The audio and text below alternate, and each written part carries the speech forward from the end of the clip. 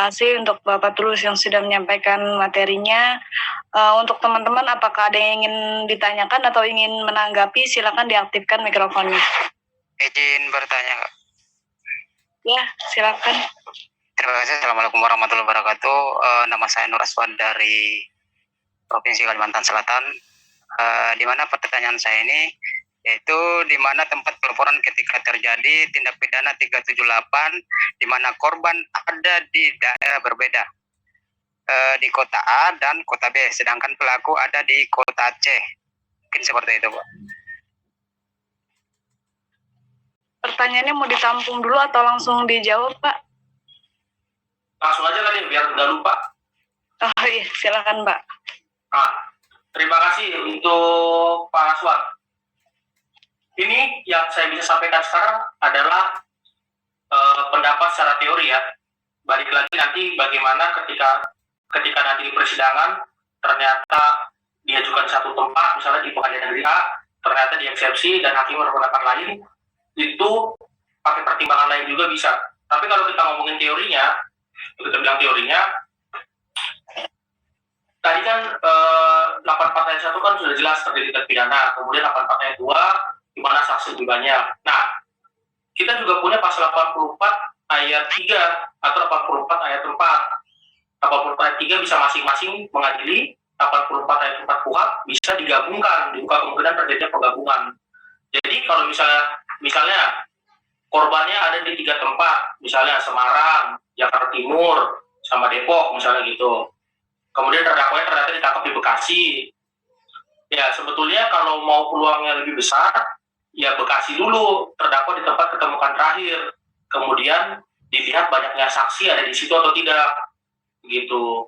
Tapi kalau ternyata enggak juga, rata aja, sama-sama aja, ya pilih saja salah satu tempat korban juga boleh, nggak masalah kok. Itu bisa kalau dalam KUHP. Tapi balik lagi ya ke ke pertimbangan hakim juga, ke berkas-berkasnya. Kan saya kan ngomongin teorinya, karena kita nggak baca berkasnya juga. Seperti itu. Jadi mau kemana pun sebetulnya sih, kalau KUHP sudah mengakomodir begitu, kalau kita bicara teorinya.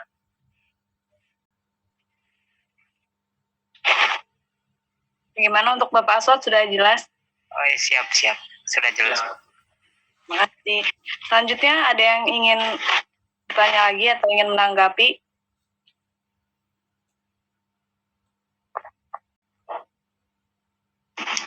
Halo, nama saya Andre Binoto Wijaya dari Kalimantan Barat.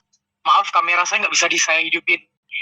Saya mau refresh tadi, kalau tidak salah saya dengar keputusan hakim itu kan dakwaan yang paling ringan itulah yang diberikan kepada terdakwa ya, benar ya?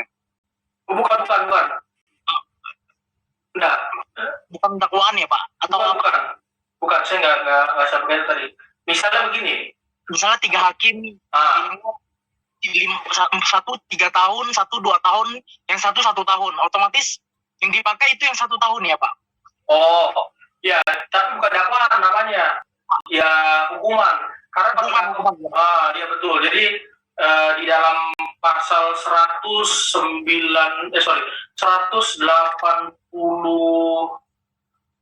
saya lupa 189 beberapa KUHP, jika ternyata dalam musyawarah tidak ditemukan titik temu, ya berarti harus diambil putusan yang paling menguntungkan terdakwa, seperti itu.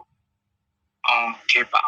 Makanya biasanya banyak di berita mengapa ada yang misalnya kasus korupsi rupanya dihukum hanya berapa tahun, atau yang refresh seperti yang Bapak ceritakan bahwa yang kasus penyiraman air keras rupanya hanya dihukum 1 tahun, itu karena keputusan hakim itu harus yang paling ringan ya?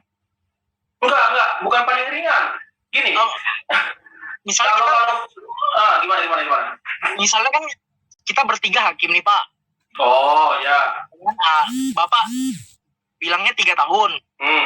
Yang satu bilang 2 tahun, yang hakim junior bilangnya 1 tahun. Nggak ketemu nih kita nih.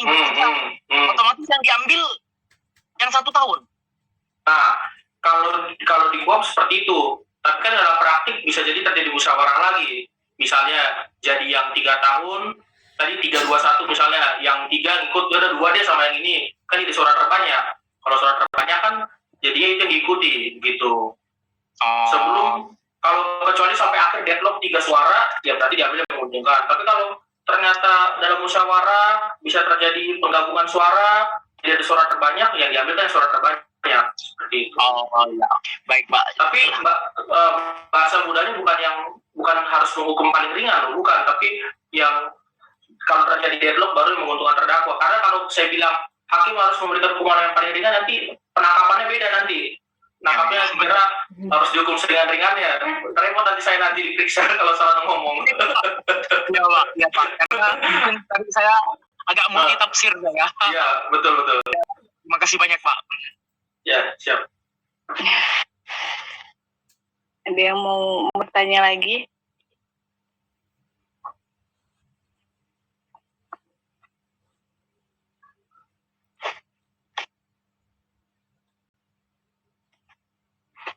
Ini ada pertanyaan nih Pak di kolom chat, izin membacakan ya Pak.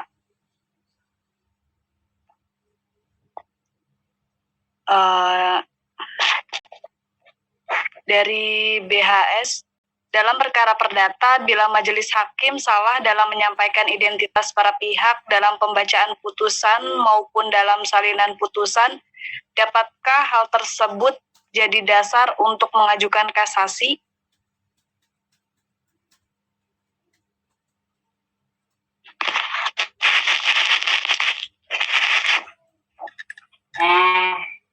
Ini sebenarnya kita bukan bahas perdata sekarang ya, tapi apa-apa saya coba jawab dulu. Sebetulnya kalau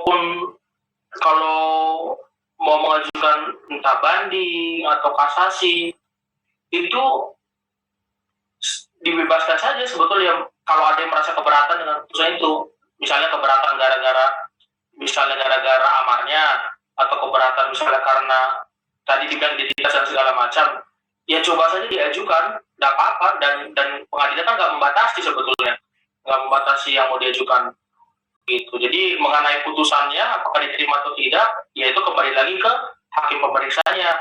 Tapi kalau untuk mengajukan, ya boleh-boleh saja sebetulnya. Kan kalau kita kan mengajukan upaya hukum kan terhadap ketidakpuasan putusan, mau ketidakpuasan karena apanya, ya silakan dituangkan di memori kasasinya atau di memori bandingnya. Itu sih saya bisa jawabnya. Saya nggak berani jawab lebih lagi karena takutnya ntar bagaimana itu deh. Terima kasih. Oke.